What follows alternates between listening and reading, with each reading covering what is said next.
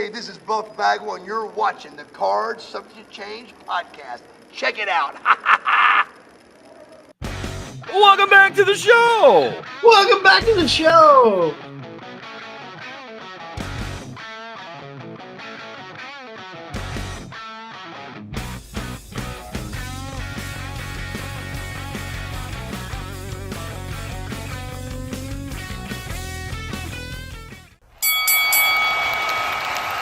And now, your hosts of the Card Subject to Change podcast, the For Frequency's Sake Tag Team Champions of the World, the Wizard CZ, and Never Wrong Nick Bull.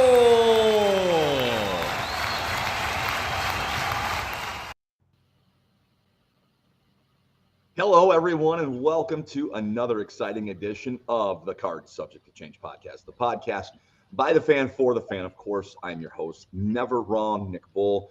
So happy that you've joined us, so happy that you found us, and so happy that you're here to talk professional wrestling with us. Of course, we are powered by Lopez Pizza, built by Durham Remodeling, and colored by Ryan Allison Tattoo. I said we, of course, two-man operation here. We are co-champs of the For Frequency's Sake Tag Team Championship Network. And he's a wizard. So, yeah. He is the one. He is the only. He is the Wizard CZ. Wiz, how you doing, bud? Man, I am feeling great. I'm going to be honest. My internet is acting a little sketchy, so we'll see how this goes. But before we get to business, because we got a lot of spinning plates in this episode, just want to mention that QR code above Nick's shoulder. If you have not joined the Toys for Tots for Frequency's Sake Football League, still time to sign up. Join us. We've each got Nick and I each have a league going. So click that QR code, give us a sign up. But enough about that. We have a full house of guests today, Nick. Yes, a very chatty green room before we jumped on, but that's a good thing. I think our audience are going to like the group of guys you're going to introduce here and that we're going to have on the show here for the next few minutes. I'm going to bring them all in here and have them just kind of introduce themselves, give us a little background. But I was on this podcast about a month ago, I want to say. So I had a fun time with these gentlemen, and I'm excited to have them on our show. Let's welcome into the studio the boys from the Rejects podcast. Gentlemen, how you doing today? Man, we are good. Thank you for having us, gentlemen. We appreciate it. Yes, sir. We're really glad to be here and really glad to network with you guys. Yeah, I just love talking wrestling, so I'm excited. And I'm just pumped. CZ came and did the JOB for you guys. You guys are going to come here and make us look like $1 million. Yeah, absolutely. When we had CZ on, like you said, a month ago, we had a blast. We were talking wrestling for, I think we actually went over on our time. We only wanted to go about an hour and a half. We went about 2:15. It was a great show, and we've gotten a lot of feedback since he was on. So definitely glad he did the job for us, and now we're here just to repay the favor. CZ's the gift that keeps on giving. So I don't know about all that. I'm glad. I'm pumped. I'm glad you guys are here, and I listened to your guys' show when you had CZ on. You guys had a great time, so I'm looking to add to the conversation. I'm looking forward to hearing what you guys have to say. But I ask all first timers in the studio the same question. I'll look for three answers here. Why pro wrestling? What was it that got you where you're like, ooh, I got to keep watching this? I guess I'll start us off on this one, boys. When I was a kid, man, like I said in my post about Hulk Hogan the other day, I started off with VHS tapes from like Blockbuster, Movie Gallery, whatever you want to call it.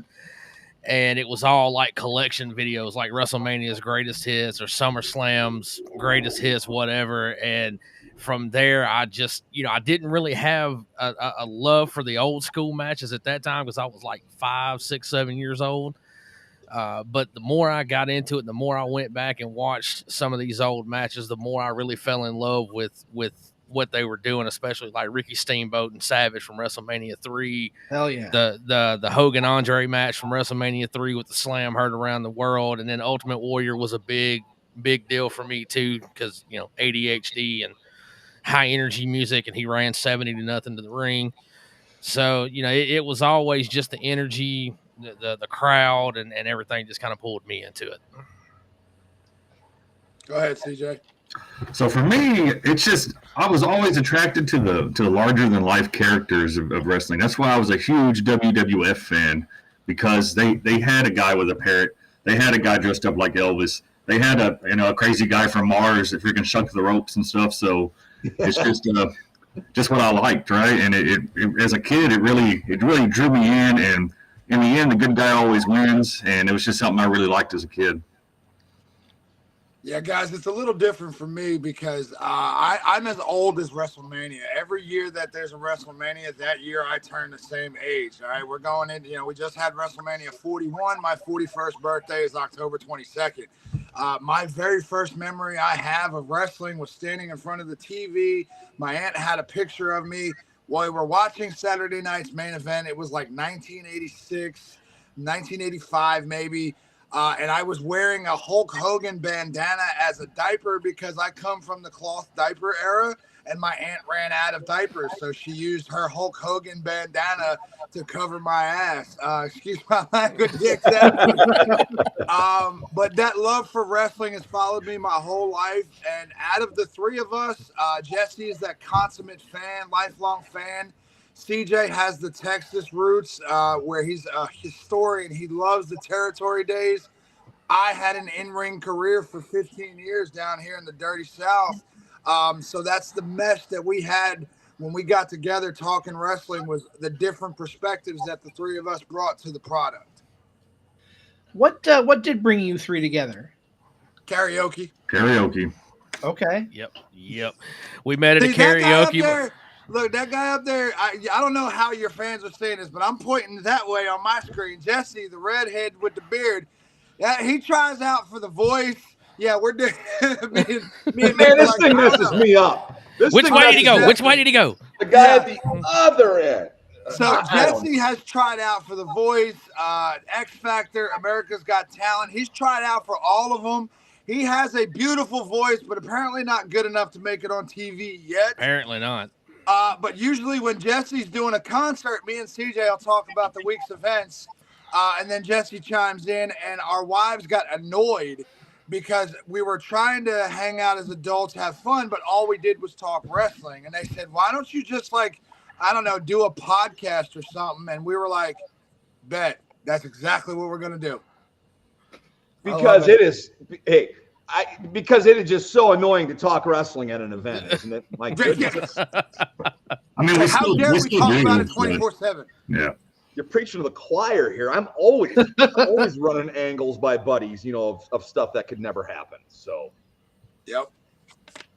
Excellent. I'm glad CZ asked that, because you talk about different things. So, if there was a wrestling song that you guys would all sing together, what would it be? Oh man, that's a good one. I know where Chris is going to go. He's going to go Voices by out there. There are some hidden dandies. Yeah. See, Jesse already knows I'm a big Randy Orton mark. When it comes to music, Voices by Rev Theory is my absolute favorite song. But don't put it past me to throw in Hulk Hogan's Real American or Metalingus by Alter Bridge in the karaoke just to do it. Yeah, but I'm gonna throw a curveball at you. I know what CJ would pick. What would I pick? Huh? What would I pick? Bad Street USA. Heck yeah, man. All right. That Texas blood he's got. He's picking Bad Street USA, the Freebirds, baby. He's going all the way with that one. That or American Males by Jimmy Hart. So I like Jimmy Hart's music, man. Really catchy stuff. He did more than just manage on screen. He was amazing. Yes. He is an amazing talent, music wise. Just look at his musical contributions. Yeah, and fun fact, this past 4th of July, we had a karaoke event, and it took me 2.5 hours to keep Jesse from singing Real American at karaoke. He kept trying to put it in, and I was like, no, we're not doing that. I got it in one time at one place we were doing karaoke, and Chris looked at me like, No, the hell you didn't. And then everybody in the bar started doing Hulk Hogan poses and like trying to rip their shirts and doing the, That it was sounds like a great. crowd connection to me. Which It was, but it made Jesse feel like he was at an Ed Sheeran concert, and he was Ed Sheeran. Like he got a big head after that. It happens, man. It happens. What about can we get some love for Double J and With My Baby Tonight? I mean, that's an all-time. That's CZ's song that he sings on here occasionally. I do love that song. I really do. I think it's really good. I mean, it's a great song, except for the fact that Road Dogg actually sang it. Well, Yeah, see, you could see out of the three of us who's the conspiracy theorist, right?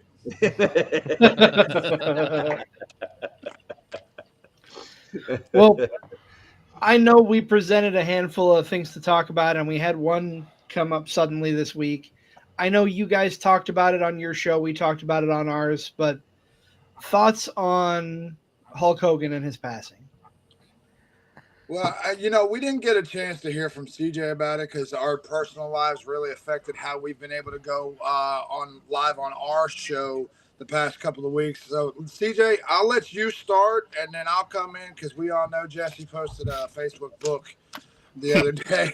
So, CJ, go ahead, man. So, honestly, the wrestling business wouldn't be anywhere where it is today had it not been for Hulk Hogan.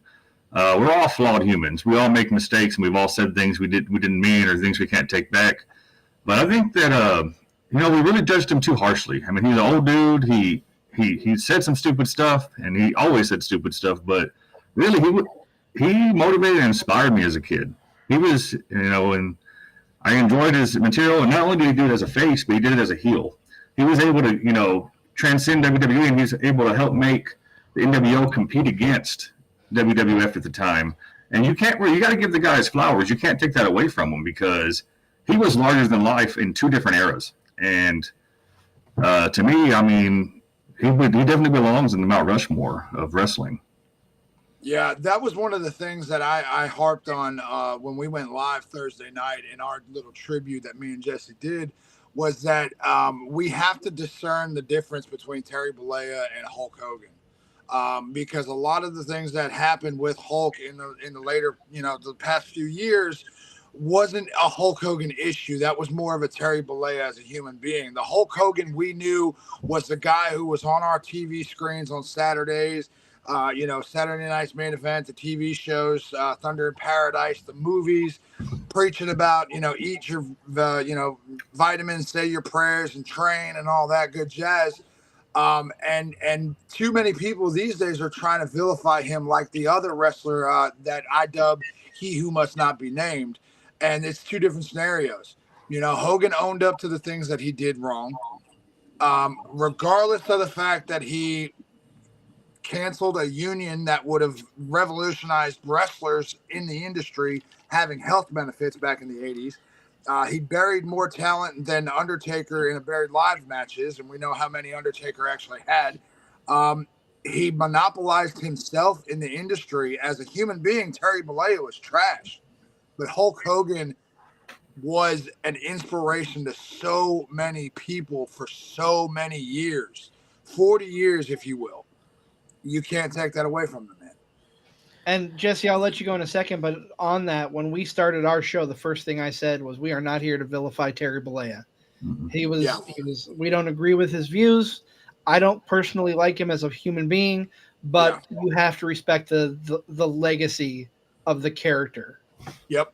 Because we're not supposed to know Terry Bollea, but we know Hulk Hogan. He's on our TVs all these years, so we know Hulk Hogan. So so that's what I'm going off of. I'm going off the character that I see on TV, right? So, one of the things that Chris mentioned that I did post a rather lengthy tribute post to Hulk Hogan.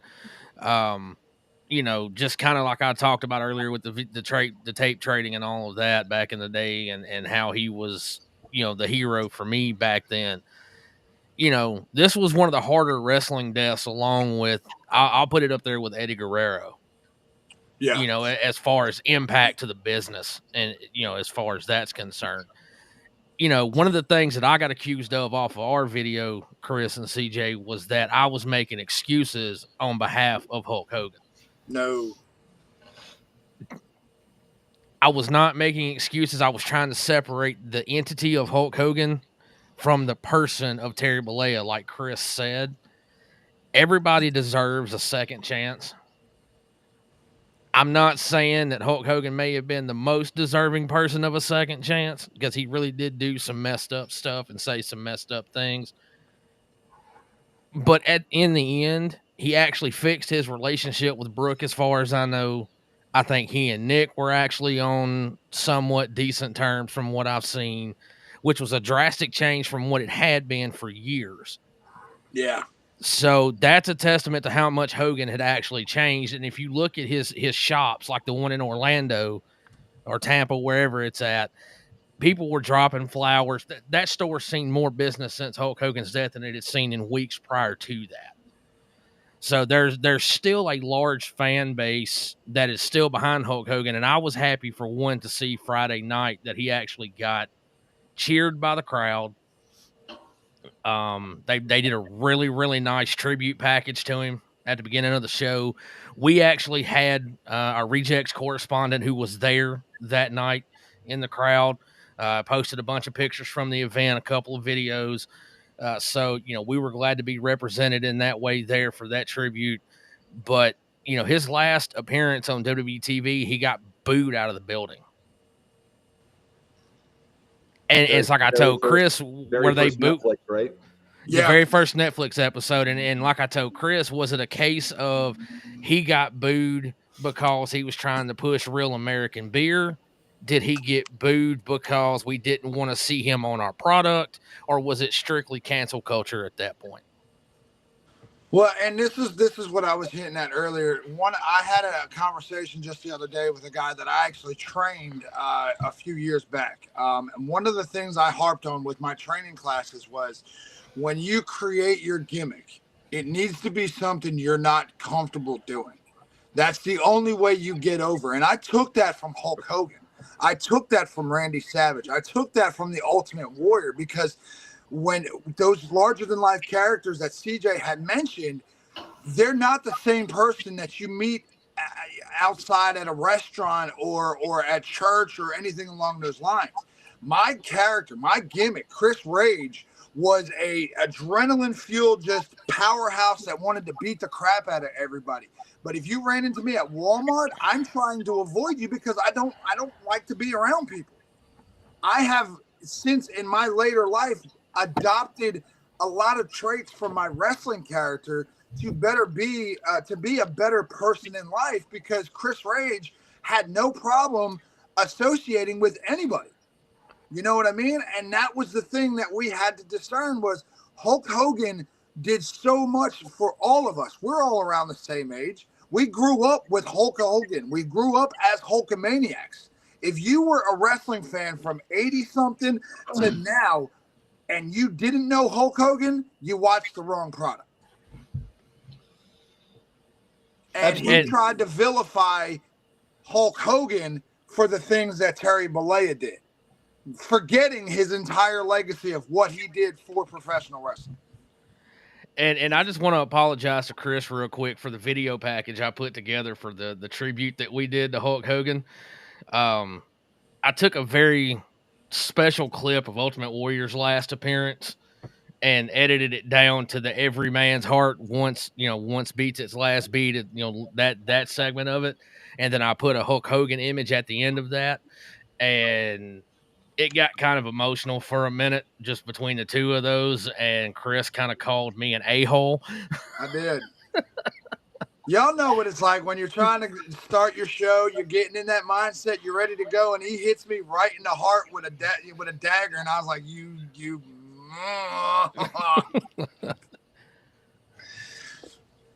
No, for sure. No, and you guys hit the nail on the head with what, and I don't want to dwell on this topic because we've all talked about it recently. But yeah, I wanted to hear your thoughts on our platform of what you felt about him and his legacy. Moving on from there, this weekend is a pretty big weekend in the world of wrestling. The first ever 2-night SummerSlam. Are you guys excited? I'm looking forward to it. I'm looking forward to it, but I'm interested to see how the 2-night format actually plays out for SummerSlam, because for WrestleMania, sometimes it works really well, and sometimes it feels kind of rushed when they have too many matches on the card. So I want to see if the pacing is on point, if the matches run an appropriate length of time. And I know they've announced a bunch of matches so far, and everything looks to be on fire at this point. So it'll have to, I'm excited to see what happens when the event rolls around. I look back at the 2-night WrestleManias, not counting COVID. And on average, it was like 7 matches a night. They usually try to go 7 and 7. This is 6 and 6. I think we're going to get like an action-packed, just under 4-hour show each day. That's the route I think we're going to go, or that they have been going. And since it's the second biggest show of the year, I don't think people are going to complain about length as much. But what's got you guys excited the most about either night or this whole event of it in and of itself? CJ, what about you, man? Go ahead. Man, anytime I can watch Dominic Mysterio and AJ Styles go, I'm there for that. I think that's the match I'm most excited about. I'm a huge Dominic Mysterio fan, and I really, AJ Styles has done so much. It's just that's the match on the card that I'm really excited to see. Yeah, we've talked about this before. We're not big fans of the 2-night format because you feel like you're taken away from one night or the other. But for me, I'm really looking forward to the Jacob Fatu and Solo Sikoa steel cage match. I think when you get these two in the ring, just the caliber that the two of these men have over the U.S. title, it's going to be a banger, and it's going to set the tone for this Bloodline storyline going forward. Me personally, I know you guys probably didn't catch SmackDown Friday, Chris and CJ, but they actually brought back TLC for SummerSlam. What? Yes, the Wyatt Six, Andrade and Rey Fenix, Gargano and Ciampa, Fraxium, Motor City Machine Guns, and the Street Profits in a TLC match. That's mine. I changed my answer. I'm changing my answer. Nick Aldis announced that, and I popped so freaking hard, dude. Yeah, because I'm excited for the match. I'm worried that there's too many people in the match. Sounds like a lot. With 16. It's a lot. That's a lot of moving parts. Well, SmackDown's got the better tag division as it is. So. Oh, absolutely. Way better. In the past with these TLC matches, it's been 4 teams. Edge and Christian, the Dudleys, the Hardys, and whoever else they can throw in there for that 4th team. Now it's like 5 or 6 teams going into this thing.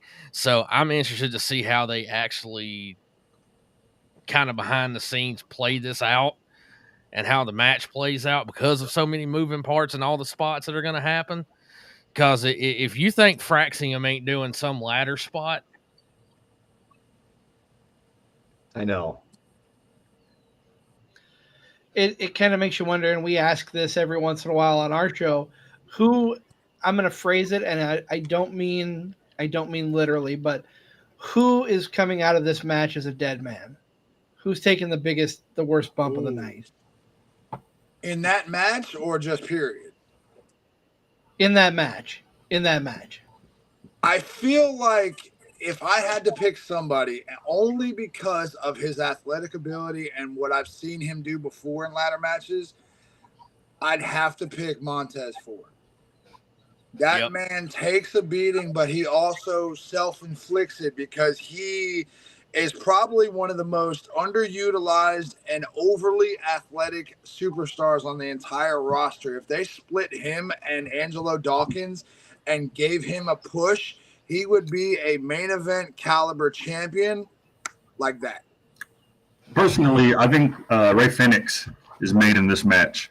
I've seen a lot of his older matches when he would do with Lucha Underground. These kind of that high style, that high activity, high octane moveset he has will look even cooler coming off of a giant ladder. You know, I agree with both of you guys, but we can't count out Andrade in this type of match. No. Look at what he done in Money in the Bank.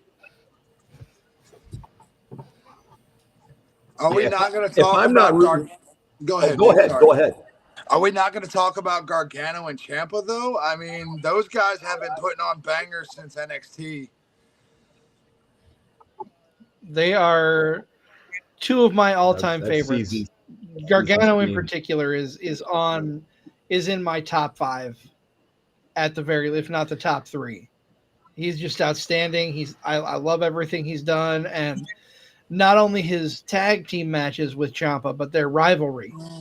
They have so much good chemistry together. They just gel, and it's magic. Yeah, their feud in NXT was far better than any of the tag matches they've done, in my opinion.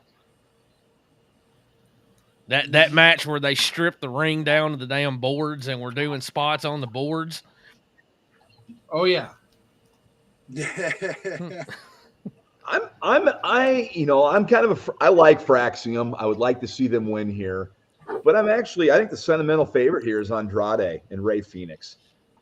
Okay, Andrade's wrestling career has been just way underwhelming, right? Goes to AEW, comes back, and then his wife divorces him. So I feel bad for him in that aspect. This guy can go. I'm not saying he's should be the world heavyweight champion by any means, but this guy should be featured on TV as much as he can. Like, he can wrestle. And now with Ray Phoenix, maybe they're going to take this and run with it, do something. I hope so. So that's kind of who I'm rooting for in this match. Yeah, that promo package they rolled for Phoenix and Andrade on SmackDown Friday. Dude, that was cool. Dude, that was amazing. Their production. I'm talking about WWE here. The Hogan video they did at the beginning of SmackDown. That's what sets them apart from everybody else. Nobody can touch what they do production-wise, like their videos, all that stuff. The presentation, it just can't be beat. Yeah, you're absolutely right on that, Nick, because that's the one thing that always set WWF apart was that it's the visual, right? It was larger than life, but it was crisp. It was clean. I think they do too many cutaways now in the matches, but I still think that the truck that WWF operates out of is fantastic. Like, they just do so good on the video packages and just the production quality. Yes, and even better now that they've done away for the most part with those 3D graphics that were ridiculous. Yeah, that 3D stuff was just, it made me nauseous. Yeah. I remember when they went from the full-on stage production they used to do for all the events when HD first became part of the product, and then they realized how crappy the stages looked because the paint was chipping off and it was faded out and stuff like that, and they started switching to HD graphics and stuff like that for the entrances. Now they got the digital boards around the ring and all that. So, I mean, their production is definitely second to none. Without a doubt, I think they do everything amazing. They do such a great job presenting the product.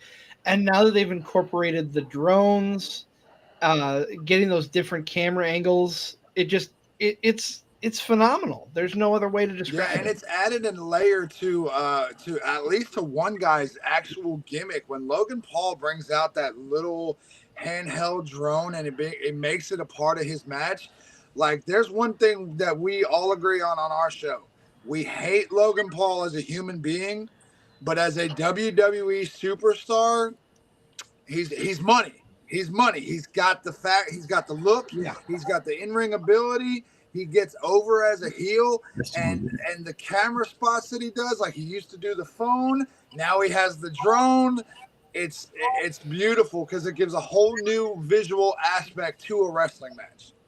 You know, that last spot he did where he did the moonsault with the drone in his hand, and then when he landed, somebody, I think it was Jey Uso, frog splashed the guy after him, and they caught the end of the frog splash with the drone. Like, Yeah. I popped so hard for that spot, dude. It like, I don't like Logan Paul.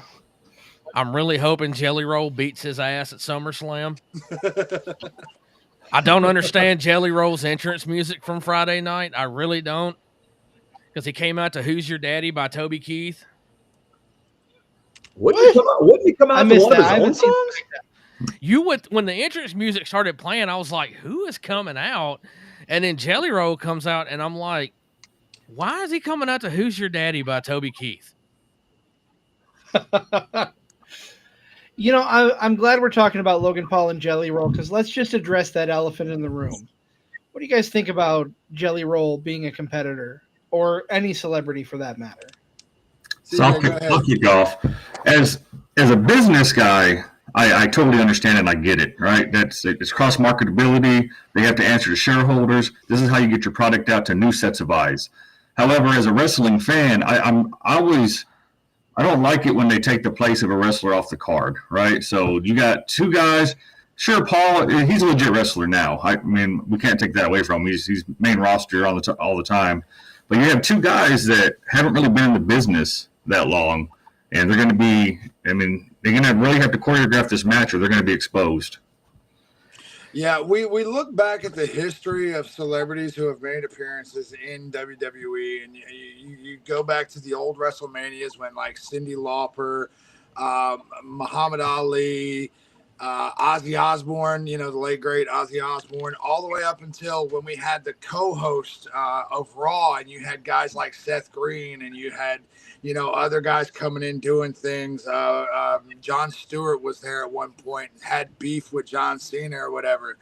And it was so horrible in that 2012 area that when they brought in Bad Bunny, and Bad Bunny put on a banger of a match with Damian Priest in Puerto Rico, somebody in the boardroom, probably Triple H, went, we got to monopolize this. We got to find more celebrities who want to do this. And they got that with Logan Paul. Jelly, I think, is just, he lost so much weight. He's been working on himself. I'm a huge Jelly Roll fan. I absolutely adore the man. His music is great. He's lost a lot of weight, and he's in a position now where he's like, hey, if I can just do this as a one-off, it's a dream come true. Teaming him with Randy was kind of weird because they had just released a video of him getting to meet The Rock in person, and apparently they've been real good friends. Yep, I saw that video. Years. Yeah, like The Rock sends him bottles of Terramana like once or twice a year. Like, they talk daily. They finally got to meet in person. I was like, we haven't had the final boss since Elimination Chamber. Let The Rock come back and do something with his boy Jelly Roll. Well, we got Randy Orton, and I feel like as much as I love Jelly Roll, we're going to see an RKO at the end of this match, and it's probably going to be on my boy Jelly. You know, to kind of play off what Chris was saying, you typically get two types of celebrity appearances, right? If you look back at the late 80s, early 90s with the Rock and Wrestling Connection, Cyndi Lauper, Muhammad Ali, all these guys coming in. And then, you know, in later years, we got Jeremy Piven confusing SummerSlam for Summerfest.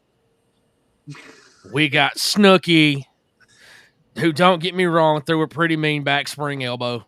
I'll give her that much.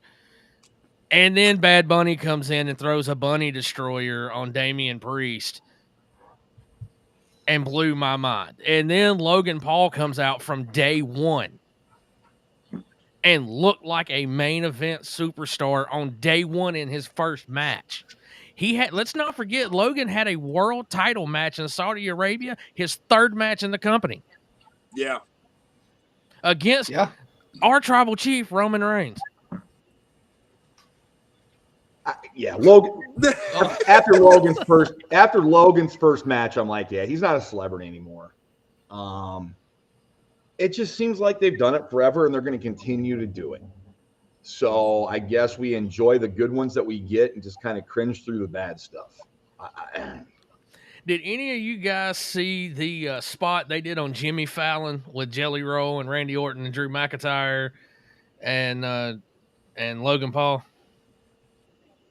I saw clips of it. I didn't see the whole Yeah, thing. Jelly Roll was hosting the show, and his guest was Randy Orton, and somehow it ended up Logan come out. He smacked the piss out of Jelly Roll, and then Jelly Roll chokeslammed him through the host desk. They're trying to play back to the old days when you had like Jerry Lawler and Andy Kaufman on the TV shows or what have you. It was a pretty decent spot, but I was like, man, this is all.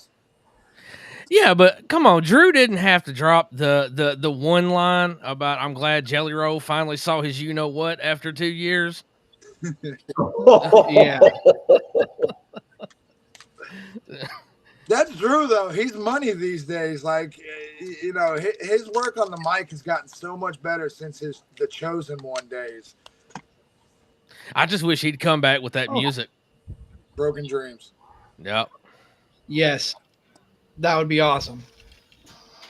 Speaking of people who are pretty over right now, at least on the merch side of things, rumor has it that WWE has not offered him a new deal yet, and his contract is coming up in a month or two, and that's Karrion Kross. That man, to me, deserves so much more than he's gotten. See, I'm kind of torn on Karrion Kross. Like, he's got everything you need to be a main event player, right? He's got the build, he's got the promo, he's got the entrance, he's got the chick, he's got the charisma. He just can't seem to put it all together. And even his last main event pay-per-view match with Sami Zayn seemed clunky to me. Like, I figured they would put on a much better match than what they actually put on. And instead of letting Sammy play the underdog and having Karrion beat the dog mess out of him for 20 minutes and then Sammy pick up the win somehow, they tried to make it look even when you know Karrion could suplex Sami Zayn from post to post and not break a sweat. So maybe they're just not using him right. I think that's it. I think since his main roster call up all those years ago, and since he left and came back, he just hasn't been utilized well because he was brilliant in NXT. Yeah. He was one of my favorites coming out of that black and gold era of NXT. Yeah, the NXT Karrion Kross would have been a great transition to the main roster if Vince McMahon had left it alone. But Karrion was one of the last NXT stars to come out of the black and gold brand and fell victim to Vince wanting to completely change everything about him. When he debuted on the main roster, he come out looking like War Machine. And if you're not familiar with the War Machine gimmick, it's I want to say it's like an old 80s gimmick that became an independent scene version of like Undertaker or Doink the Clown or whatever. Like this untold dead, I always rise from the depths kind of character. And it didn't fit Karrion Kross. It wasn't. They changed his music. They took Scarlett away. They completely stripped him down and ruined him, just like they did Keith Lee, just like they did Shinsuke Nakamura, just like they did Asuka by making her lose to Charlotte Flair at WrestleMania 34. So they started off Karrion Kross's main roster debut with a loss to Jeff Hardy. Yeah. Yep. Just saying. That's Oh, go ahead. Go ahead. At that time, Jeff Hardy was still not in the best frame of mind to be in that position, and then putting Jeff Hardy over Karrion Kross like that completely derailed everything Karrion had done to that point. Yep. I look at this SummerSlam thing to be his kind of like final tryout, if they're going to extend him or not. If he goes out there and tears the house down with Sammy, I think they will re-up. If it's a stinker, then they can just point back to that match and be like, hey, we gave you a chance and you didn't do anything with it. So I hope it's a good match because I like both those guys. I really want Karrion Kross to stick around, and I really want him to make the best of this opportunity. But I think if he fumbles this may be it for him.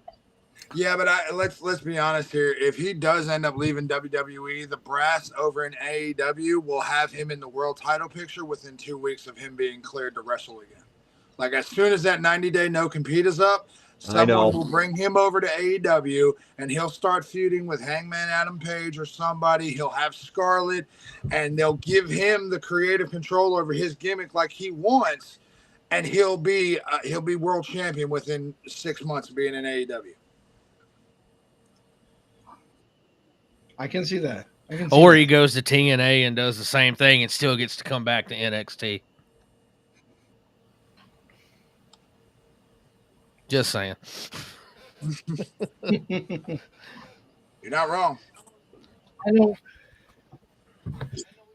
I know we've talked a lot about the SummerSlam card. I think we should talk about one more thing, and that is your thoughts on the World Championships. Who's walking away with those titles? Ooh, CJ's big about the world titles. He hates the fact that we have more than one. So we're gonna let CJ start with this one. You got me. Have me start on it. I think that Cody. I think Cena retains. Yeah, I haven't really thought too much about it, to be honest with you.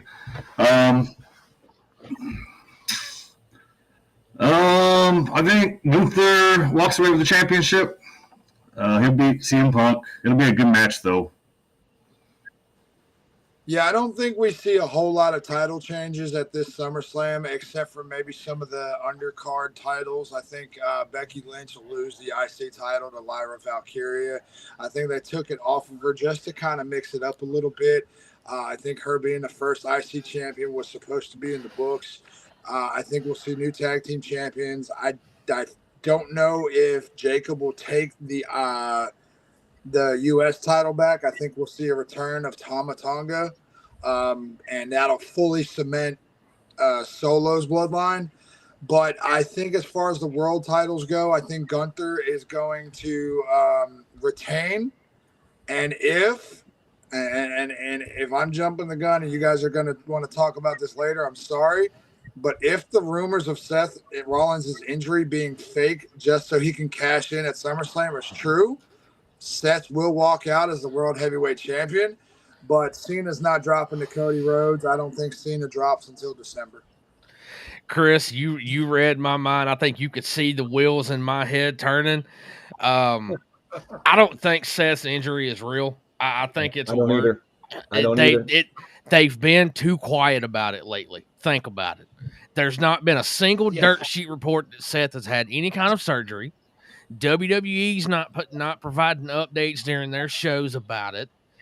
The websites are not saying anything. This is a complete work, dude.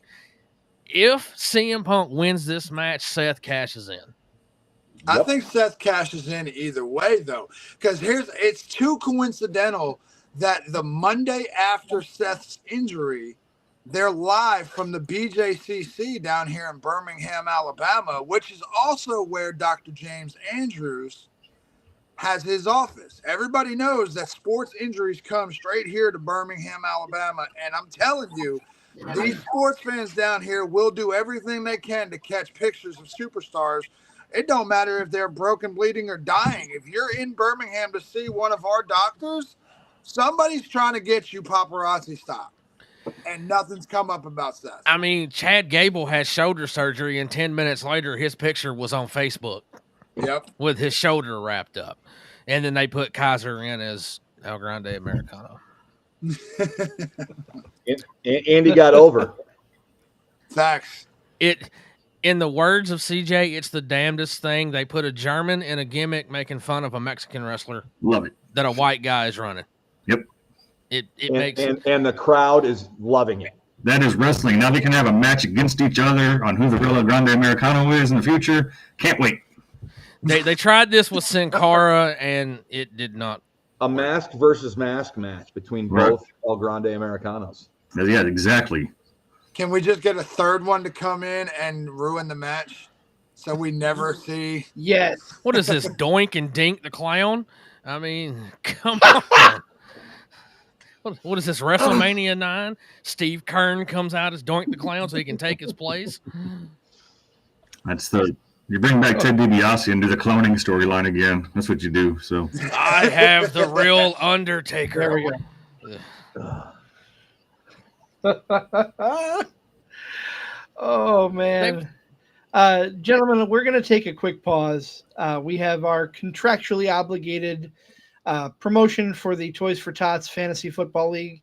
We're going to come back right after the break. We've got a special message from one of our friends here. So we'll be right back in just a minute here, okay? Awesome. Football season is just around the corner, and once again, For Fantasy's Sake is running its annual Toys for Tots Fantasy Football Leagues. Don't miss your chance to be crowned the best fantasy football player in the Quad Cities. The For Fantasy's Sake Toys for Tots Bowl is loaded with great prizes and even better local celebrity participants, ranging from professional athletes and news personalities to your favorite FFSQC personalities. To sign up, just visit For Frequency's Sake on Facebook or Twitter and follow the links. So Boss of the Plains, the One Call Man, is the WXW Unified World Wrestling Champion. And you're listening to Card Subject to Change. Happy 3-year anniversary. Cheers to you.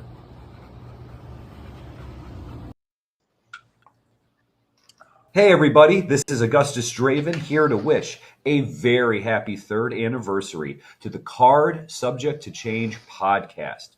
Nick Bull and the Wizard CZ, a couple of very good brothers. I myself, as well as all of the independent wrestling performers and independent wrestling promotions, are very lucky to have you here giving. This is Augustus Draven here to wish a. Okay, so I don't know that video played. I tried to play it. Yeah, it was playing. Yeah, it was fine. Just had a blank screen on my end, so I am sorry if I ended it earlier. But thank you to Augustus Draven. Hopefully, I don't know how far into it we got, and I feel bad that I ended it. But like I said, I'm just seeing black on my screen when I had that up. So I don't know. It went through, but yeah, happy anniversary, guys. Congrats. Thank you. Thank you. That being said, I know you boys are a little out of the way here. You wouldn't be able to make it, but join us this coming Thursday at Kavanaugh's Hilltop Bar and Grill in Rock Island. We'll be celebrating our 3rd birthday. It'll be a day early. We've got a live broadcast, prizes, fun, entertainment, and I'm going to push Nick's face through a cupcake. I'm going to do it. What the hell? Entertainment. What the hell's the entertainment? That's you. I think it's your face going through the cupcake, man. You said and entertainment. I'm like, who are you bringing in for this? Stay tuned. No, I'm bringing the scissors to my steak. So. There you go. So I just want to say real quick, we tried the clone thing multiple times, right? We had Taker versus Taker. Did not work. That was also at SummerSlam. They tried to do Kane versus Kane. That didn't work because they put Festus under the mask. We've tried it with Sin Cara. That didn't work. I've not seen it work yet, CJ. yeah, but they've never used El Grande Americano before. We know El Grande Americano is the greatest luchador in the history. Ever. I'm so bummed Chad Gable got hurt. That might be the injury that really pissed me off. I felt bad for Liv Morgan, and that thing was going to start to take off. But that storyline's still going to be good even with her gone. Yeah, they've done a good job of keeping that animosity with Roxanne Perez joining Judgment Day and still including her name and all that. Chad, though, that injury, I hope it doesn't derail the momentum that he was gaining as doing the El Grande Americano and his normal stuff. I feel like Chad Gable's the kind of guy who could easily be the next face of the company if he gets the right push. Oh, he's that good. Yeah. Everything he's done turns to gold. Like everything they give him is gold. And maybe when he comes back, when the crowd comes back and knows that it's him and he's back as El Grande Americano, then maybe it makes him face. I don't know, because he takes out the imposter. I don't know, but I'm looking. looking forward to that, and I'm bummed that he got hurt. That's probably the injury that happened that that bummed me out the most. But we got our discussion topic. CZ says we need to come up with a discussion topic for our guests, and I'm like, what? Well, what do you mean? Show prep? What? No. And I'm like, you know what? We foster a pretty healthy and friendly environment here. I said, you know what? Let's talk about the things we hate in pro wrestling. Ooh. It could be anything with how something's presented. It could be anything with a particular match. It could be anything with a particular feud, anything with a particular wrestler, a move, anything that's done that you hate in wrestling. Well, let me just throw a disclaimer here. This is a Rejects podcast disclaimer. My co-hosts will gladly tell you that when we talk about things we hate, Chris Rage comes out, and I usually cut a shoot promo on whatever it is we're talking about. I've done it on Dave Meltzer. I've done it on the IWC. It gets pretty wild, but when CJ puts his finger to his mouth like this, he's ready to go. So CJ, tell us what you hate, my guy. So I mentioned it earlier in this podcast. I absolutely hate the sheer amount of cutaways in the WWE's matches. I feel like the camera angles change way too much. I understand it's to kind of keep kayfabe alive and kind of to take some of it away, but I absolutely hate. I can't get invested in the match when it's constantly, flickering and flashing all over the place. I hate the lack of true heel managers now. I used to love heel managers, and I love the fact that they were the ones that were able to get over a good wrestler that may not have been good on the mic. And you had the Heenan family, you had these stables of wrestlers, and I've always liked wrestling better with stables, but with that clear non-wrestling entity. That's the thing I hate about the current product is that we don't have good managers anymore. And I hate commentators that try to get themselves over. I prefer the commentators getting the talent over, and that's it's not as bad as it was. But like when Jesse Ventura was an announcer, he was really bad about at the expense of the wrestlers. He wasn't trying to get them over. He's making fun of them and not building them up. And I think in order for wrestling to be great, everything has to be a well-oiled machine. And I think that you have to constantly try to get over the talent. In every promo and every interview, that's the whole purpose is to either get them over or to get heat.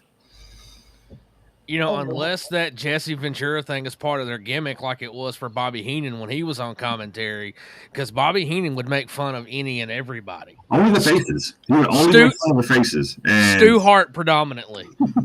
But he had such good chemistry with Gino Morella that's why is that he was able to. They played off each other so well because he was a heel commentator, again with a face commentator, and that's a really good dynamic when you have a good guy and a bad guy commentator. Yeah, we haven't had that in a while. I mean, we had that with JR and Jerry Lawler for a lot of the early years of them commentating. It wasn't until later on when they started incorporating JR into some of the storylines and King trying to step up for him that they started backing away from that heel face commentator team. But yeah, I absolutely agree with CJ. When you had heel commentators, let them run down the baby faces. Let them. Bobby Heenan was the GOAT, in my opinion, as far as commentators and managers being that consummate heel. I'm going to piggyback off the manager thing for a minute because there are two that stand out, three that stand out now that are in the current product. That's Stokely Hathaway, Don Callis, and Paul Heyman. For me, if you're going to pair a manager with someone, you want them to be not so great on the mic so that the manager can lift them up to a higher level. I'll be honest, I'm enjoying the ride with this whole Seth Rollins group, but Seth Rollins does not need Paul Heyman in any way, shape, or form. No. When I think of a good manager, I kind of drift back to the 80s when you had Jim Cornette with the Midnight Express. You had Bobby Heenan. Cornette was with multiple stables he was the American spokesperson for Yokozuna, and Yoko spoke English. No, with this, Jesse, it wasn't even Japanese. Stop breaking kayfabe, man. You're telling me the Samoan was playing a Japanese sumo wrestler? Come on. The next thing he's going to tell me is that Razor Ramon wasn't Cuban. Huh. What? What? Whoa. Wait, Diesel, Kevin Nash wasn't actually a wizard? Well, CZ, you want to elaborate? I have it on good authority. He was not actually a wizard. Oh. That's not good. No, I get what you guys are saying. Go ahead. It's a dying art. Like the good heel managers, we were spoiled coming up. Cornette. That's a product of territory wrestling, though. That's because they had their syndicated television show, and they had to sell the live shows like a circus, right? They had to sell it to get butts in the seats for the live shows, and they would cut all these promos, and the managers wouldn't really travel to all the house shows. They would just do TVs a lot of times. So I think when the territories went away, that stopped being as useful. Like they couldn't pay that individual anymore because they had to pay talent instead. Yeah, and that's why we call him the historian, because he always drops those keen facts about the old days. But like nowadays, workers are so good at being able to sell themselves. There's no need for a manager. I take Swerve Strickland, okay? The guy's a local talent. I've seen him in person on the indies before he hit it big with AEW. I actually wrestled for years with a guy named Sean Hoodrich, who put on an absolute clinic with Swerve Strickland up in Tennessee at a it was NGW versus something. It was real. It might have been GCW, but either way, Swerve Strickland, when he got Prince Nana in NXT, and Prince Nana, their babyface, what have you, Nana only does the one thing, and that's the hype guy. He comes out and does the dancing and all that good jazz. That's all he needs to do. But Don Callis is a guy that most wrestling fans hate just because he's got a stupid face and his voice is annoying. It's like, you're not a good heel manager. The Don Callis family, there's no buying that, because anybody in the Don Callis family can probably get themselves over except Takashita, because he doesn't speak very good English. Stokely Hathaway, I consider him a failed WWE deal because he was in WWE and couldn't cut it as a manager. Paul Heyman is the GOAT of all GOATs when it comes to being a manager, period. Look what he did with Brock Lesnar for over 15, 20, almost 20 years. As the advocate for the Beast, he was the mouthpiece. He carried the things that Jim Cornette did with the Midnight Express, what Bobby Heenan did with the Heenan family, what any other heel manager did with a superstar who could not talk. Paul Bearer was the one who started it for guys who didn't talk. He did it with The Undertaker for so many years in the early 90s. But Paul Heyman's mind for the business, you put him in the bloodline. You made him the wise man. Roman didn't have to cut a promo, but Roman could cut a promo as the tribal chief. The big dog was horrible. We didn't want to hear him on the mic. But the tribal chief knew how to piss you off. He was egotistical. He knew how to cut a promo. Paul Heyman, ladies and gentlemen, my name, he's got the whole crowd behind him. That's what everybody's missing these days. They don't have a way to pull the crowd in once they open their mouths, except the superstars. It's a lost art these days.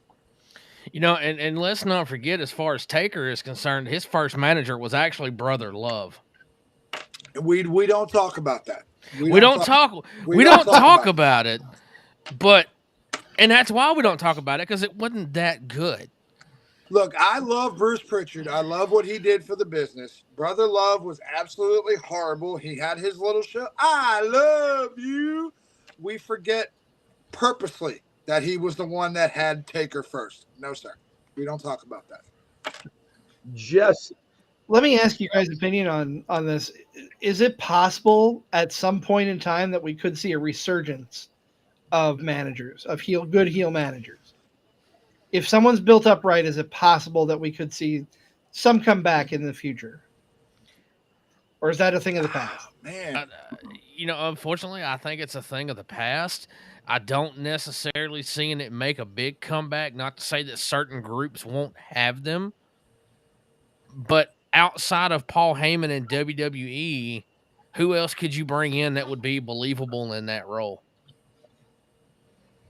yeah, that's fair. one of the things when I trained wrestlers, later on in my career was I preached to them that they had to find a way to sell themselves, because you're never going to get over with any crowd base, any fan base whatsoever, if you don't sell yourself.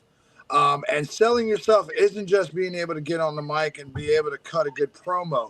Your gear's got to be on point. You've got to invest in yourself. Buy merch that you can turn around and sell. Buy the good gear. Make sure your boots aren't falling apart. Make sure your kick pads are not being held together with electrical tape.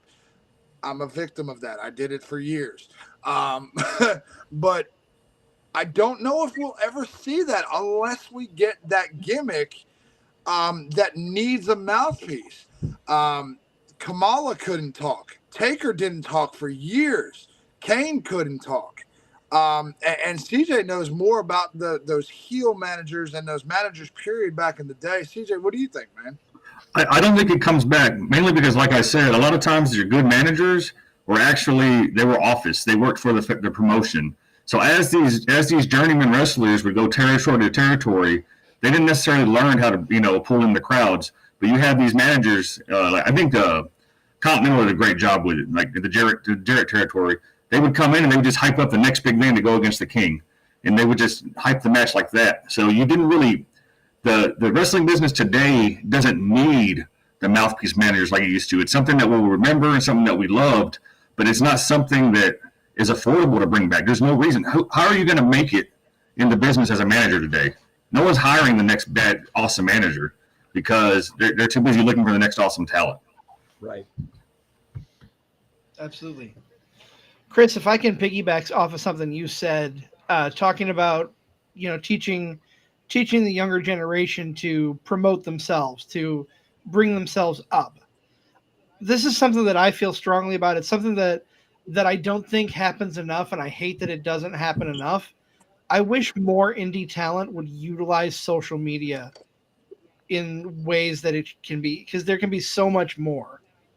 And I don't see, I'll see local talent here, cutting promos on Facebook, on Instagram, but it's only one or two or a handful of people who go out and do that.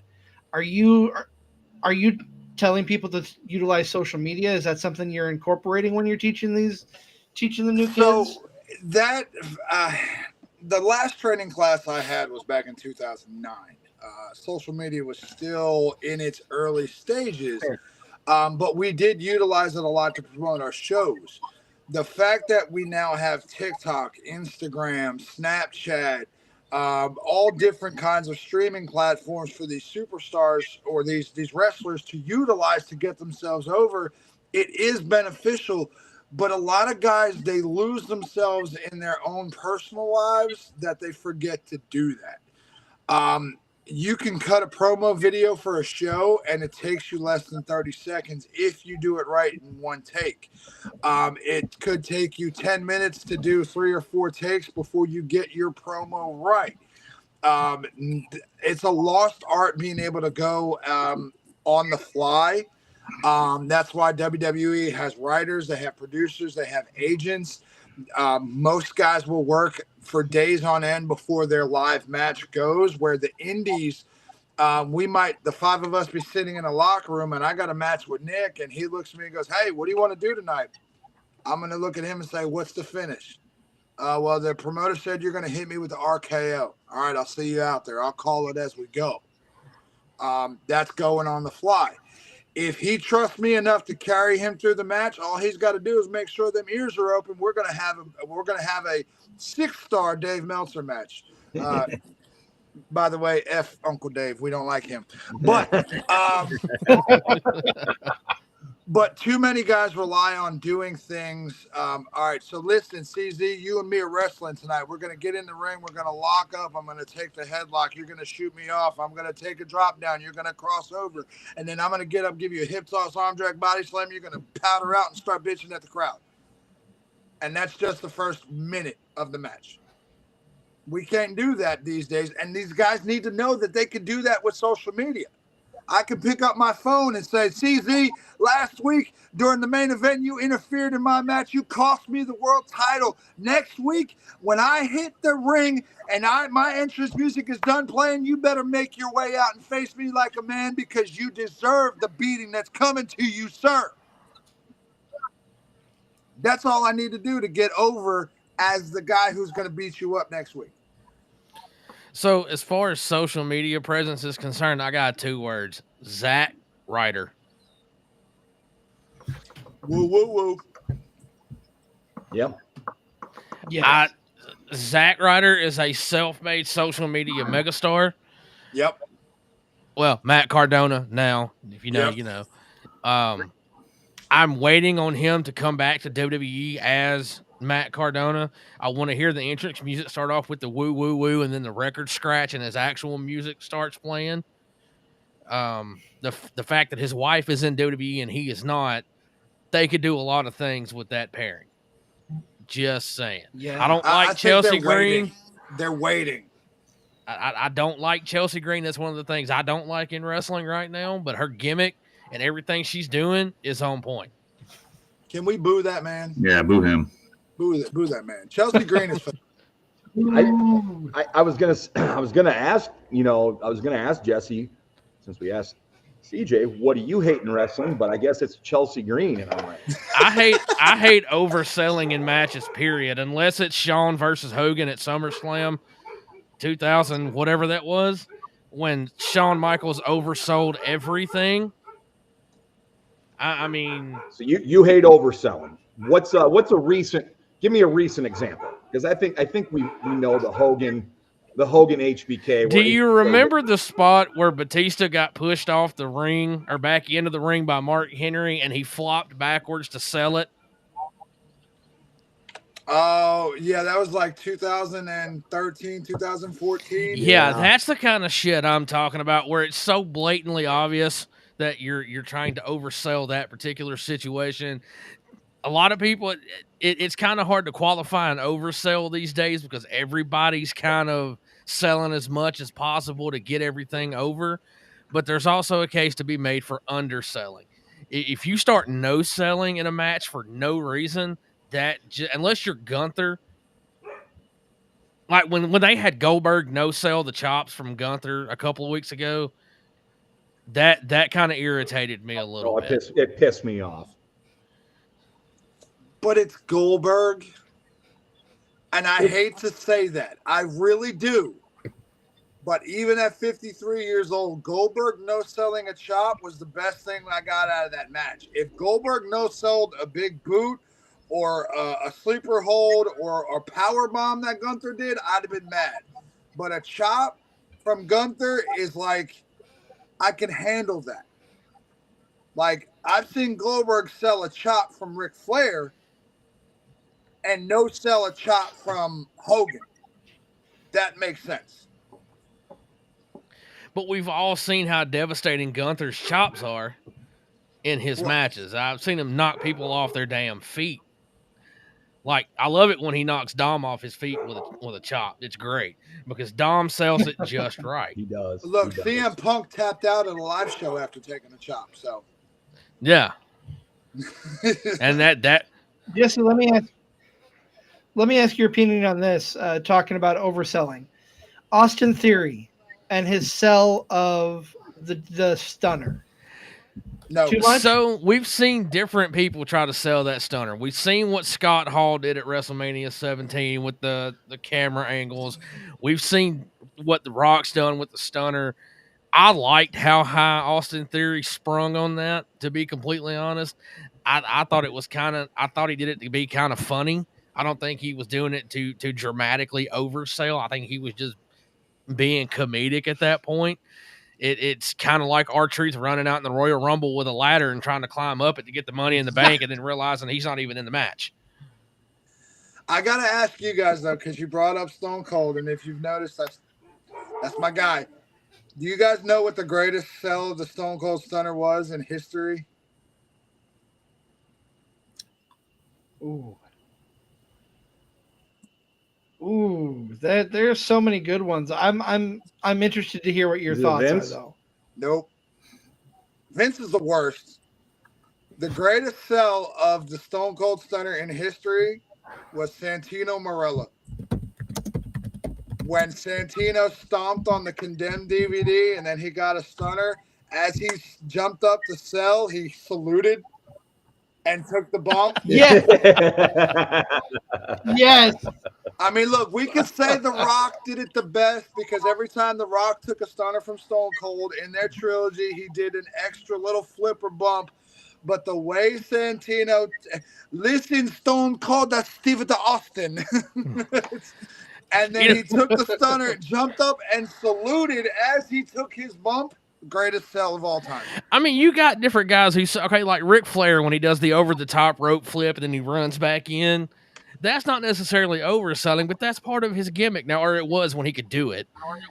Santino and Mick Foley doing Sacco versus the Cobra. Yeah, okay, that was gimmicky as hell, but it was funny. Shawn overselling to Hogan when he hit him with the leg with the big boot, and Shawn spun like 6 times and then flopped.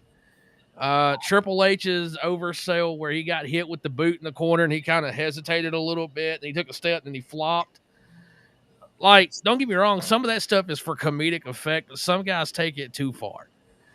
Now, some guys no sell to the point where it ruins the entire match, i.e. Lex Luger climbing over the cage at Starrcade to get away from the fight.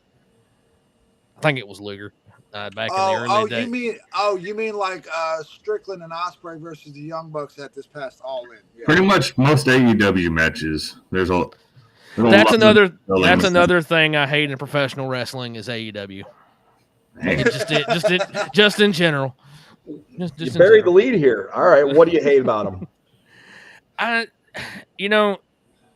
Me and Chris have had this conversation many times. I think there's too many spots just for the sake of spots. There's not a lot of storytelling involved in it.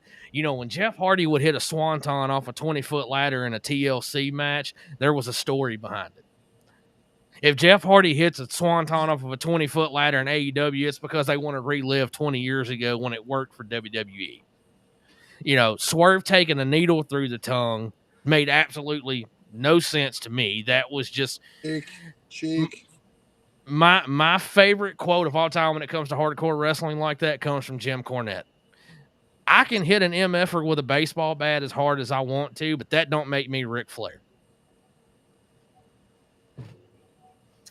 Yeah, our issue with AEW is, and this is tapping into my area of expertise being in the business, is the fans of AEW are what we call spot junkies. They want the "This is awesome" chant from the opening bell to the final, with 15 to 20 finishers hit in a matter of 3 minutes, a bunch of no-selling from Canadian Destroyers, super kick party like the Young Bucks are famous for doing, just for the dramatic pop. That's what 90% of their matches are. The greatest thing about AEW is probably Toni Storm's gimmick. Yep. Because timeless Toni Storm is able to do, even though some of her promos are a little X-rated over the top, it works for Toni Storm because it's something we've never seen before. But when you've got 4 guys who get in the ring, and like I said, Ospreay versus Strickland versus the Young Bucks, I watched the spot and it was put on TikTok, and the guy who posted it on TikTok said the greatest spot in professional wrestling history. And it was 6 super kicks or 4 super kicks that led to 2 Canadian Destroyers that were no sold. And then Strickland and Ospreay delivered both of their finishers, the house party and the back elbow that Ospreay does. as all 4 men laid there, and it wasn't even the finish of the match. That is our biggest pet peeve with AEW is there's so many kickouts of finishers that make no sense. When you see it in WWE, yes, they do the same thing on occasion. But if Gunther power bombs Jey Uso in the middle of a match and doesn't pin him right away, Jey should be expected to kick out. He has time to recover. He has time to fight back. He has time to collect his thoughts. It's not like Gunther picks up Jey Uso and power bombs him 7 times in a row, taunts the crowd for 2 seconds, and Jey kicks out at 1. It's not like Roman Reigns hits the Superman punch, then hits a spear and covers, I don't know, Charles Robinson, and Charles Robinson kicks out because he's the GOAT of referees. Like, everything WWE does, in a sense, makes sense. Everything AEW does makes no sense whatsoever. There's no storylines. There's no rhyme or reason for anything that they do. So I think a lot of that has to do, Chris, is they give the talent a lot more creative control in AEW. And this is a chief example of the talent not being able to get themselves over. These guys when they were doing WWE, they thought they had all the right ideas and just weren't getting TV time or the right push. Then they go over to AEW and they have that freedom, they have that control, and they still suck. Yep. You know, I look back at, Chris talking about the finisher thing. The only time WWE has really done that where a wrestler kick out of multiple finishes like that where they got ragdolled around was when Brock Lesnar suplexed John Cena like 18 times in one match and Cena kept kicking out. At It wasn't SummerSlam. it wasn't until like number 20 where Cena was like, you know what, I'm going to take the pinfall on this one. Like, and I'll give Cena credit. Anybody who can take that many suplexes from Brock Lesnar back to back to back to back to back like that. So that's a pretty stout dude. I'm not gonna lie. And you guys talk about your love for Dave Meltzer, for Uncle Dave. I just want to point out something that Nick and I have gone over and over talking about. Will Ospreay has 900,000 5-star matches. Kurt Angle has none. Exactly, and that's my problem with Dave Meltzer. You look at a match like Kurt Angle versus Eddie Guerrero from WrestleMania, where Eddie takes off the boot mid-match. That should have been a 5-star match. It doesn't get it. You look at some of the early matches with Kurt Angle and The Rock back in the early 2000s. Some of those should have been 5-star matches. They're not getting them, but then you put Ricochet and Will Ospreay in the ring together, and suddenly Uncle Dave's getting lotion and tissues out because it's the greatest thing he's ever seen, and now it's a 10-star match. Lotion, tissues, and a smoke. CZ. No, go ahead. No. This, and I was going to jump into what I hate about wrestling, and it's my disdain is the IWC, and that includes Uncle Dave. You've got too many armchair bookers who sit here and tell you what they want to see in professional wrestling and have never even laced up a pair of boots in a day in their life. We all do what we do because we love the business. You guys started a podcast because you're wrestling fans. So did we. We can give our opinions all day long, but a lot of the people in the IWC expect their opinions to be taken seriously by Triple H. Like, they expect Triple H to see their tweet and go, hey, that guy's right. Let me change everything that I just worked 6 months to do. And yet they wouldn't know how to get over if you put them on the main event of fucking WrestleMania. Excuse my language. The IWC tries to hijack professional wrestling, and the Cody Crybabies from WrestleMania 40 are my biggest example of why nobody should listen to the fan base. Because they really don't know what they want. We got the biggest cluster ever at WrestleMania 40, and Cody Rhodes finished his story. You know what it did? Absolutely nothing. It did nothing for Cody Rhodes' gimmick. It did nothing for Roman Reigns' storyline going forward. All it did was say that Cody Rhodes was the first in the Rhodes family to officially be WWE champion. That's it. And it was only because the Cody Crybabies found out that The Rock was coming back to have the match that they originally said they wanted. They wanted Roman Reigns versus The Rock for head of the table. The Bloodline storyline is the biggest storyline we've ever gotten in professional wrestling. It has captivated all of us since Roman Reigns returned at SummerSlam 2019 or 2020 COVID era, whatever. And they were like, well, wait a minute. Cody won the Royal Rumble. He should face Roman. He doesn't have to. There was another world championship that he could have went for. You just want him to finish the story. Well, guess what? We got Undertaker coming back that made no sense. We got the final boss that makes no sense. And Cody Rhodes finished the story all for nothing because he ended up dropping the title to who? John Cena. Because we finally got what we've wanted for 25 years is a John Cena heel turn. The IWC needs to sit back and just watch the product and stop running their mouths about it. We are like consummate professionals. We have podcasts. We're delivering our opinions to the masses.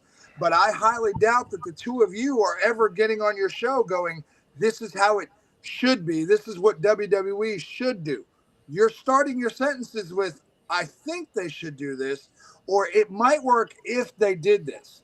Everybody else in the IWC thinks that their opinion is gold and Triple H should work for them. And let's not forget the IWC wholeheartedly believes they are the reason for the return of R-Truth. Right. That's just What's Hunter up? playing the game. That is Hunter playing the game. He's letting everybody think they're the reason, even though Truth probably re-signed back in January. Yeah. CZ, what do you hate? I think you know the answer to that, Nick. We don't, though. Tell us. I'm going to get on my high horse. So let me ask you this. Single competitors, triple threat, fatal four-way, how many people are competing at the same time? 3 or 4. Are they all in the ring at the same time? Or not necessarily, are they all in action at the same time, I should say? With a triple threat, usually not. There's usually one that is overselling on the outside so 2 guys can have their spots. Fair enough. But they're all an active part of the match. Yeah. Now let's talk about the tag teams. I think it is absolutely ridiculous that 4 tag teams can have a fatal 4-way match and only 2 motherfuckers, excuse my language, are in the ring. Why would you tag anyone but your partner? That's what I was going to say. They can tag anybody in the match if they want to, and they always end up tagging their own tag partner. Yeah. You got a point. You got 2 teams that are sitting with their thumbs up their butts doing absolutely nothing while the other 2 teams are going at it. It's ridiculous. All 4 teams should be representative in a match like that. If you do it with a fatal 4-way in the singles, you should do it with the tags. I agree with you 100%. That makes the most sense. I've been in several fatal 4-ways in tag teams because the later part of my career, I was just too tired to do singles matches, so I formed tag teams and just stayed that way. But it would be annoying as I'm standing there. Me and my partner would just be talking about something we saw on TV the night before, like, hey, did you catch that episode of CSI last night? Oh, yeah, it was pretty good. Oh, wait, hold on. This is our spot. I'll be right back. It's ridiculous. I don't understand. It blows my mind that this is a thing. And I'll say to an extent the same thing for like a scramble match where there's 5 or 6 people, 4 of them are on 3 to 4 of them are on corners. The only exception I'll make with that is if it's like similar to Lucha rules where if someone goes out of the ring, someone else can come in. But why would you tag out in a match like that? There's no point. I cannot suspend my disbelief enough that I can believe these 2 tag teams are sitting on their ass doing nothing and don't want in that ring and don't think they should be in that ring doing something. You want to talk about suspension of belief? For the longest time, that was my outlook on the Royal Rumble matches. Like, I had every reason to believe that these matches were incredibly hard to produce, to plan out, to actually go into action in the ring, and that whole illusion got shattered by Jake Roberts a few years ago at a convention I went to. When I asked him what it was like being in that match, and he looked at me and he goes, "You want to know what it was like, kid? It sucks." Because you run to the ring full blast, you're blown up in 5 minutes, you're swinging at anything and everything that moves, and then all you really got to do is watch for the person before you to get eliminated, and you know you're supposed to go next. And I'm like, well, gee, Jakes, thanks for ruining that illusion. Way to keep kayfabe alive, Jake. I'm glad you talked about the Rumble, because I always think about, I don't know what episode it was, but Conrad and Pritchard talking about a Rumble match. Conrad just sitting there doing commentary on their episode. Forearm, forearm, forearm, forearm, elimination, forearm. Yeah, that's pretty much how it goes. I mean, you watch some of the old Rumbles, and it's almost word for word what Jake said. Tito Santana runs full blast into the ring. He fights about 7 dudes at one time, and then he gets eliminated by Max Moon, and they move to the next spot. I don't care. Royal Rumble is still my favorite match to watch every year. That is still my favorite match. Absolutely. For the surprise entrances, the returns, the nostalgia pops, whatever. I will admit Trish Stratus turning over and over and over again lately is kind of getting old, but it is what it is. Nick, I think it's your turn. Tell him what I hate the most. Texas? No, that's second. No, that's second. CJ said, "Wait a minute now." He said, "Wait, Texas? What did Texas do Texas wrong?" the state. No. Then you pull the Band-Aid off, Nick. I'm sick and tired of wrestlers jumping through the ropes. Yes. So overdone. It's so dumb. Most of them get caught up on the ropes. If you can jump over, that's fine. But if you jump through, you're done. I hate it. You're disqualified. I hate it. I hate it. It's stupid. Promoter Nick has this rule. If he's booking a show and promoting a show, if you go through those ropes, not only are you disqualified and the match is over, you get a $10,000 fine. Damn. I hate it. It's done so much. It's almost done more than the super kick. Because, before it was the small guys doing it. Now everybody does it, right? Texas death matches are 2. Okay. I hate them. I hate them. Okay. I need elaboration on the Texas part. No, I love Texas. I've been there and I enjoyed the visit. I hate the Texas death match. AEW pulls it out about every 3 weeks. I hate it. That match with Moxley and Hangman was not a match. That was dumb. And 3, I'm going to say 3. Oh, intergender wrestling. I hate it. Stupid. I'm not suspending disbelief that much. Only exceptions are your Chynas, your Rheas, your Ronda Rouseys, your legit tough women who have proven it. Otherwise, I hate intergender matches. Hate them. They're dumb. Speaking of the intergender thing, when Beth Phoenix eliminated the Great Khali from the Royal Rumble by making out with him.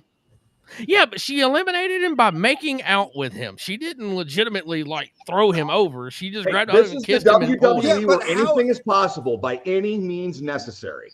But how else is a woman who's 5'6" pulling out a 7-foot man?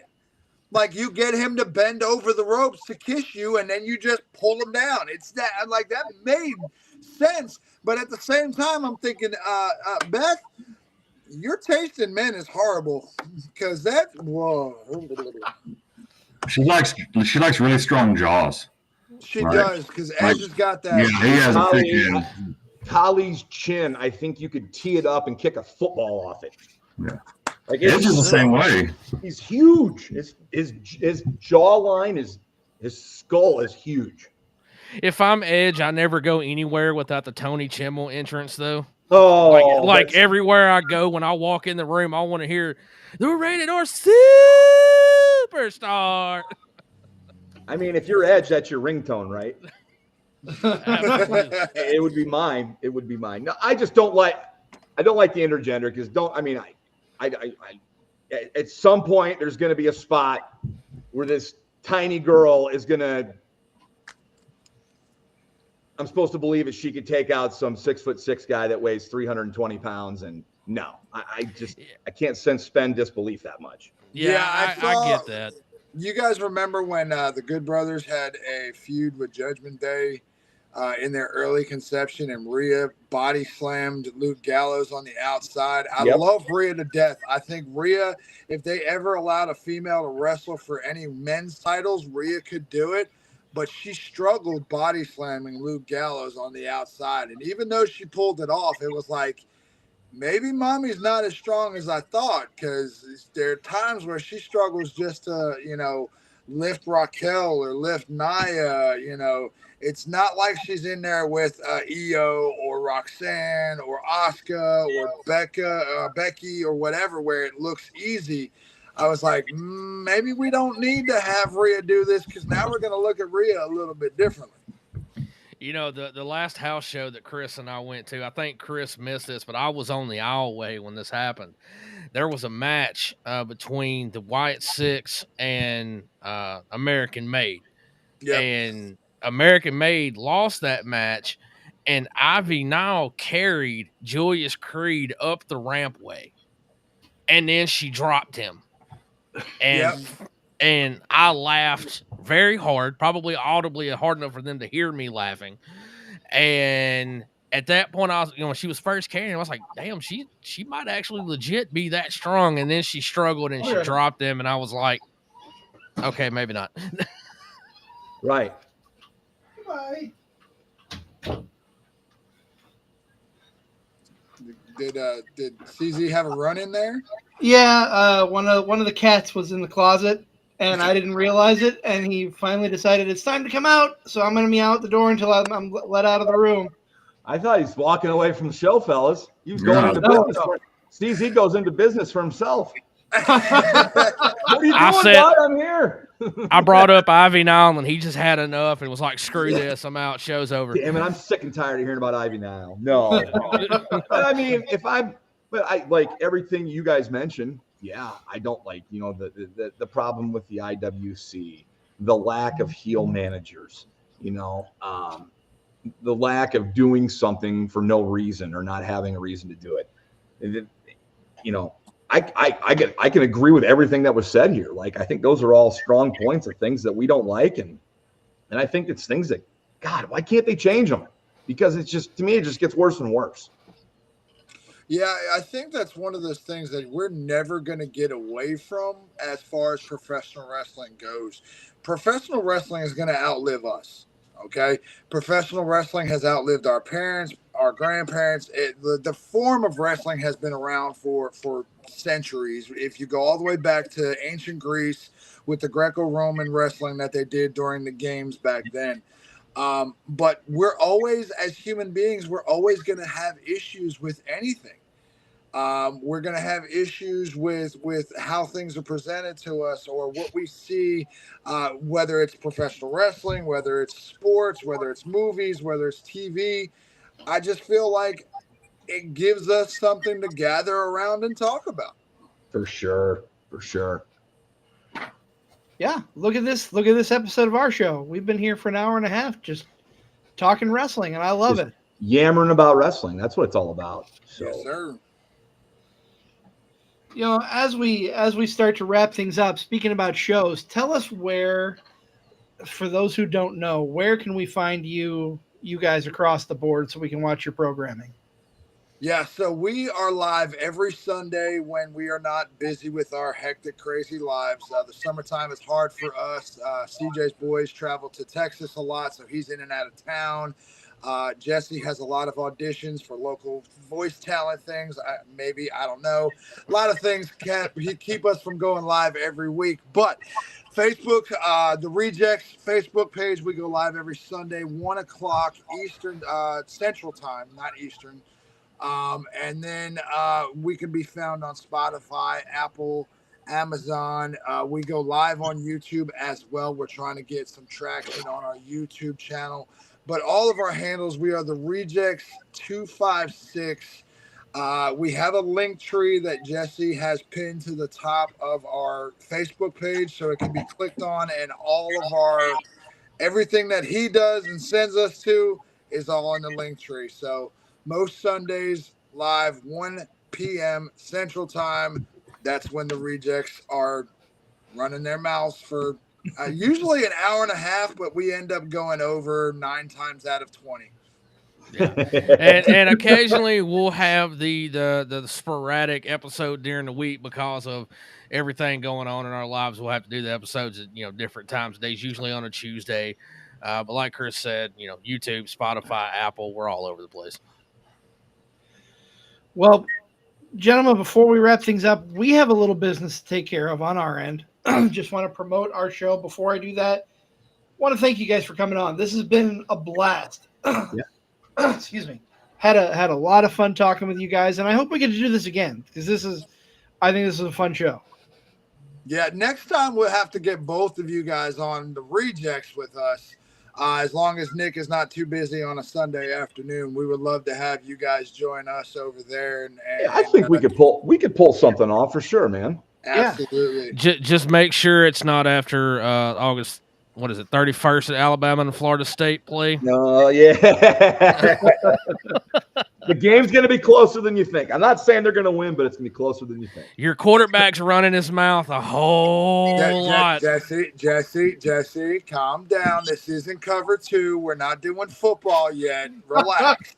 That is in the works, by the way. We are bringing that back. No, but we would definitely love to have you guys join us. And on behalf of myself and my co-host, we thank you guys for having us on. It has been an absolute blast. So, again, thank you guys. We love having you. You guys are welcome back, and we'll definitely do a show here down the road for sure. Absolutely. As far as our content here, this is the Card Subject to Change podcast, the podcast by the fan for the fan, powered by Lopez Pizza, built by Durham Remodeling, and colored by Ryan Allison Tattoo. The next time you can see Nick and I is Wednesday for our short form show, The Kickout. That's already ready to go, so you'll tune in, see that on Wednesday. Also on Wednesday, my monthly accountability podcast with our good friend Zach Takis, Wrestling with Fitness. We've got Jason Prentice on this month, so excited about that. And Nick, what do we got coming up on Thursday? Thursday, surprise, it's our birthday. It's our 3rd birthday party. Come on out, hang out, grab some food, stick around for the podcast. We will be at Kavanaugh's in Rock Island, Kavanaugh's Hilltop Bar and Grill. This Thursday evening, of course, fun starts at 6:30. We will go live at 7. I'm sure we will be around before and after.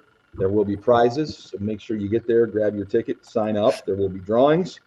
And, of course, we're going to do I'm trying to get CZ to do, like how when, 1-year-olds have their birthday photo shoot and they're sitting there like in their diaper just with their cake. I want CZ to do that. But he's kind of hemming and hawing about it. Come on, CZ, that would be amazing. See, you know what I mean, Chris? It looks like I'm outvoted, so that maybe I'll give it some more thought. And then, of course, next weekend is SummerSlam weekend, so you can find us. We're not going to be at our normal time Sunday. We are going to be Saturday night, immediately following night 1 of SummerSlam, and then you can find us back here Tuesday night to cover night 2 and maybe talk a little bit about the Raw after as well.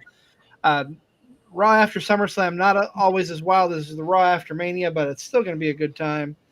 I'm excited. We got an action-packed week ahead, so stay tuned. Tune in. Absolutely. It's great to talk wrestling. It's great to make new wrestling friends, which we did today. You were already friends with them, but I'm friends with them now, and I'm glad to be friends with the Rejects. Great time, fellas. Thank you so much for joining us tonight. We'll definitely do this again. CZ, you got anything else? I don't. That's going to wrap things up for my tag team partner, the never wrong Nick Bull. I am the Wizard CZ. This is Card Subject to Change. We'll see you next time. Everybody go enjoy wrestling.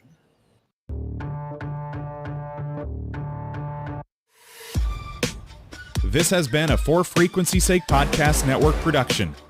For more great content, subscribe to For Frequency's Sake on YouTube, Facebook, and